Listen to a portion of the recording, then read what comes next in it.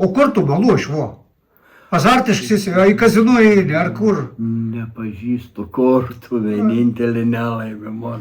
Žinau, ten, kur su paveiksliukais į tas pažįstu, o be paveiksliukų tai nepažįstu.